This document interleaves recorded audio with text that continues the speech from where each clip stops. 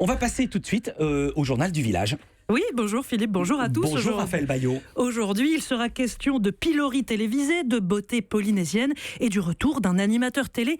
Mais avant, l'instant gros chiffres et part de marché, les audiences. Merci Médiamétrie. Dana Astier, je me demande si vous avez débouché le champagne et sorti les confettis hier matin à 9h, quand vous avez découvert les audiences de samedi soir, car oui, France 3, dont vous êtes la patronne, est arrivée première des audiences samedi soir. Le téléfilm Meurtre en Auvergne a réalisé un score stratosphérique, 4 983 000 téléspectateurs, 23,1% de part de marché. C'est plus de 550 000 téléspectateurs de plus que TF1, qui pourtant diffusait la finale de The Voice Kids. Dimanche après-midi sur France 2, 1 100 000 téléspectateurs ont suivi la nouvelle émission de Stéphane Bern, Code Promo, un score plutôt honorable. Et puis dans la soirée, grosse battle de films entre TF1 et France 2, entre The Town et la French, entre Ben Affleck et Jean Dujardin. Résultat, vainqueur d'une courte tête, TF1 avec 3 845 000 téléspectateurs. Mais saluons aussi France 5. Le documentaire Le citron a-t-il un pépin ? Je ne ferai pas de commentaire sur le titre. A passé allègrement la barre du million d'adeptes avec 1 300 000 téléspectateurs. Tout ça sans se presser. Au secours, pardon. Village Média sur Europe 1, le journal du village. Alors Raphaël, on ouvre le journal du village sur la grande émotion suscitée par une séquence d'On n'est pas couché, diffusée samedi soir sur France 2. Oui, des cris, des larmes, de l'humiliation aussi. Est-ce bien la télé que nous voulons en 2017 ? Samedi donc, puisqu'il faut bien raconter, Sandrine Rousseau était venue parler chez Laurent Ruquier. Parler de Parler, son livre qui évoque le harcèlement sexuel que Denis Baupin lui a fait subir. L'ancienne élue des Verts parle d'une cellule de lutte contre les violences faites aux femmes, mise en place dans son parti. Christine Angot, également ancienne victime d'harcèlement sexuel, sort de ses gonds, échange très vif. C'est un blabla formé pour accueillir la parole. Mais arrêtez. Comment on fait dans un parti politique ? Mais on ne fait pas dans un parti politique la question des agressions sexuelles. Enfin, on le fait avec l'humain, on le fait avec des oreilles, on le fait parce qu'on a des yeux, on le fait parce qu'on écoute. Ça ne s'est pas fait. Enfin, Christine, je l'ai dit à toutes les directions d'Europe Écologie Les Verts depuis que ça m'est arrivé. Je l'ai dit. Mais j'en ai fait. Il n'y a personne. Jamais. Mais évidemment qu'il n'y a personne. Et donc, mais évidemment qu'il y a des gens qui, à un moment donné, entendent le message. Mais non, ça n'existe pas. Voilà, si l'on regarde attentivement l'émission, on constate qu'une coupe a été faite au montage.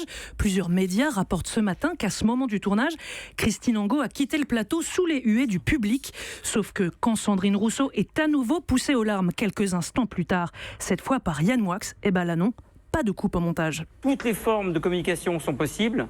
Certaines. Non, désolée, je peux pas. Je peux pas. Dites ce que vous voulez dire. Mais je peux pas entendre que j'ai un discours là-dessus. Je ne peux pas l'entendre. Je suis désolée. Mais vous n'imaginez pas la violence. C'est pourtant la vérité. Vous n'imaginez pas la violence de ce que vous dites. Vous avez entendu Sandrine Rousseau qui, depuis, a fait un communiqué sur son Facebook dans lequel elle regrette qu'on n'ait pas parlé du fond de son livre. La séquence, elle, a entraîné plusieurs réactions. Des dizaines d'utilisateurs de Twitter ont condamné la violence de Christine Angot. Je vous lis celui de Jean-Michel Apathy. En une émission, Christine Angot aura plus fait pour la culture du silence après un viol que pour la libération de la parole sur le sujet. Certains téléspectateurs appellent le CSA à réagir. Sur le site change.org, l'écrivain Julien Sand a lancé une pétition pour que l'émission fasse des excuses publiques. Ce matin, j'ai eu au téléphone la productrice Catherine Barma. C'est elle qui décide du montage. Ce pilori télévisé a été monté, voulu, produit. Catherine Barma n'a pas souhaité faire de commentaires. Allez, on passe à de la télé qui fait du bien aux yeux et au cerveau. C'est ce soir le retour de Stupéfiant, avec un point d'exclamation, l'émission culturelle de France 2. Oui, le point d'exclamation fait partie du titre. Il est important. Oui. Stupéfiant. Exactement. Il a fallu attendre un mois après la rentrée des classes pour retrouver Léa Salamé et ses reporters culturels de choc. La nouveauté de la saison, c'est que l'émission est désormais thématisée. Gauguin ce soir, Yves Saint-Laurent la semaine prochaine. Alors, des émissions thématiques, c'est bien sûr plus dur à fabriquer, mais le résultat est là. Ce soir, sur Gauguin, vous verrez un sujet sur la toile la plus chère du monde, ou encore un reportage dans les coulisses de la grande expo qui ouvre la semaine prochaine au Grand Palais. Vous y verrez comment des toiles de maître sont prêtées d'un musée à l'autre, en passant par des soutes d'avion ou même des voitures banalisées.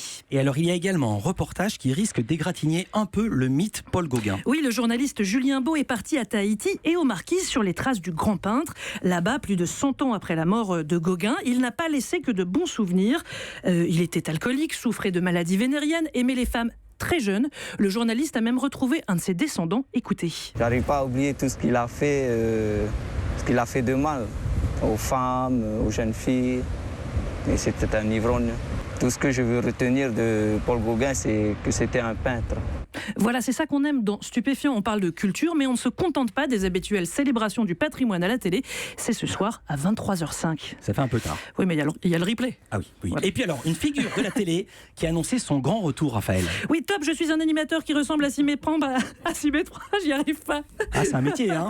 Alors, je reprends. Top, je suis un animateur qui ressemble à s'y méprendre à Batman. Enfin, Batman, quand il était joué par Michael Keaton. J'ai présenté le même jeu sur France 3 pendant 28 ans, puis France 3 m'a remercié pour me remplacer par Samuel Etienne. Mes interviews sont toujours un peu cheloues. Je suis top. Julien Lepers. Voilà, merci. C'était très difficile à dur, faire. Julien Lepers fait donc son grand retour avec un jeu télé. Enfin, grand retour, c'est sur un réseau national de chaînes locales que ça se passe. Ça s'appelle VIA. On l'a appelé pour en savoir plus. Je redémarre à zéro, page blanche, humilité, modestie.